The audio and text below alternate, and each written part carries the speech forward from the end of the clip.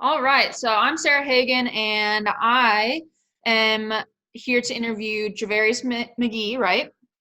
Mhm. Here with on behalf of Chipotle's Real Food for Real Athletes program, and it's really cool because what I'm doing here in the Orlando area is showcasing players throughout the city and highlighting what they've been doing in high school sports. So, like I said today, I've got Tohopekaliga High School's sophomore baseball player Javarius Magee, or from your coach said, you're they call you Big J. Yes, ma'am. Big J, okay.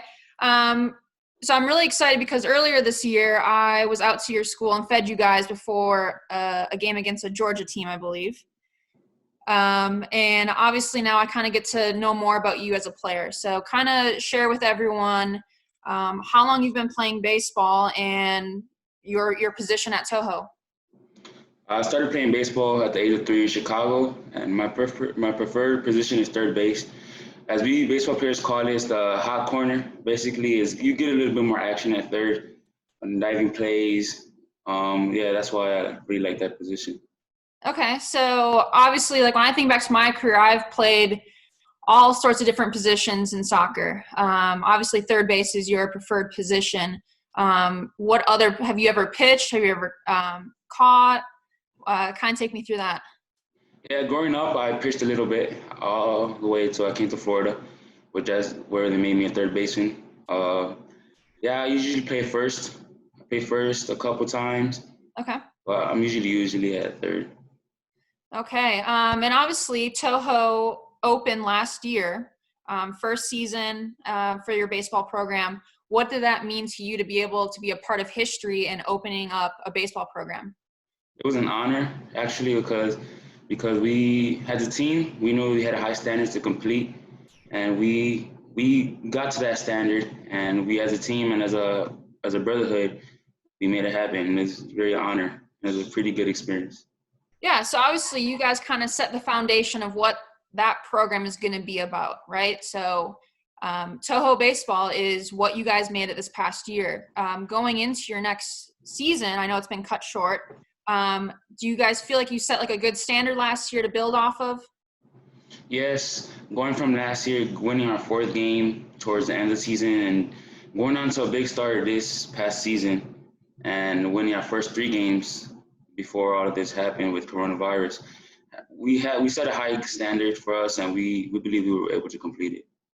Yeah, I kind of talked to your coach, Nico Martell, a little bit, and he was very happy with the way that you guys started the season, and obviously was disappointed with COVID-19 coming in and putting an ending to your season. What was kind of the feel with for you and for the rest of your teammates? You guys are on this great start, and now you have to stop. It was definitely devastating, especially for our seniors that now at the end of this year they move on. Either they're gonna go play college or they move on with life. So I believe that's a lesson to all of us. So don't take everything for granted, and you have to want. If you want to play baseball, you have to want. You got to be hungry to play, and you have to put 100% in every practice that you have. Yeah, so obviously, like I mentioned, you guys are a new program. When I think back to my high school times, there's a few schools who every year when that game came up, we wanted to beat them, especially. Um, what schools have you guys kind of built rivalries with, or what schools were you really looking forward to play this year? Rivalries, I don't think we actually made rivalries. I believe that baseball is a brotherhood. So yeah, at the end of the day, every game somebody has to win or lose. So yeah, they'll build chatter. Yeah, we'll see you in the middle of the game, but at the end of the game, at the end of the day, someone has to win or lose. And the game that I was looking for this year was with Kaiba High School. One of our former coaches, Coach JJ, he moved over there, and we were looking for the game to beat.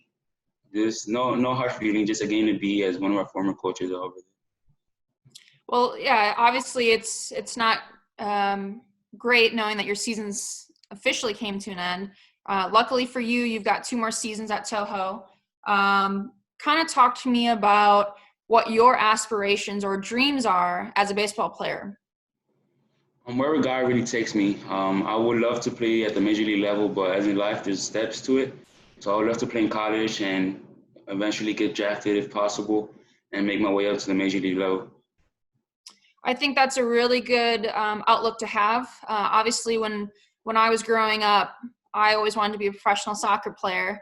And then you kind of start to realize how difficult that may be, right? The reality of it sinks in. And I think your perspective of whatever happens, happens. You know, if you, at the end of the day, if you put the work in and you get your opportunities and you make the most out of it, it's going to happen for you, right? So moving forward, obviously Toho is just part of your baseball experience, I would imagine.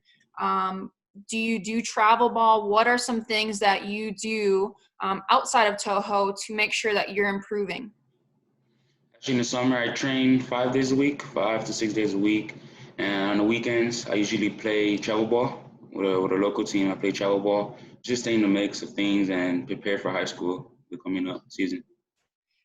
So with your travel ball, do you guys do tournaments outside of Florida or competitions outside of Florida? Yes, I've actually gone to Georgia and South Carolina, so that's definitely, yeah, we actually do go out of state to play and face other teams out of our state. So obviously, a lot of my motivation came from seeing role models. You probably won't know, like Brandy Chastain, some of these big female soccer player names when I was growing up for the '99 World Cup teams. I think having role models is huge for a youth athlete. What are or who are some of your role models in the baseball world? My role model is definitely David Ortiz, aka Big Poppy. Growing up, I was called Big Poppy as I was a little slugger when I was younger, which means that I was hitting when I was younger. And definitely, I look now in our era, I look at Nolan Arenado, the third baseman for the Colorado Rockies. I just reflect my game after him, see what I can do to improve to not to actually perform a game just like he would. What would he do in my position if a ball was hit to him to the right or to the left? Awesome. So lastly, obviously the coronavirus is not allowing us, you guys specifically, to be with your team, to be training in small groups. What are you doing to make sure that you're staying sharp mentally and physically? I actually train. I get up at 10. I get up 8 o'clock in the morning, do my online work. Then I go out in the back and I get my hitting in, fielding, and some speed and agility just to stay in the mix and a little bit of running. Good. Obviously, the players who don't take this time off, who are looking to improve, are the ones who are going to succeed. So obviously, I know you're not going back to season this year at all, but moving forward, I wish you nothing but the best. To kind of end this, I just wanted to know. I know that you guys are huge fans of Chipotle.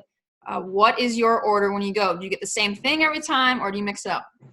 Yes, I get the same thing. I always get the chicken bowl with Okay. the rice. Yeah, that's my go-to. Okay, awesome. Again, Big J, thanks so much for kind of being in the spotlight. Once this is all over with, I wish you nothing but the best. Thank you. It's a pleasure.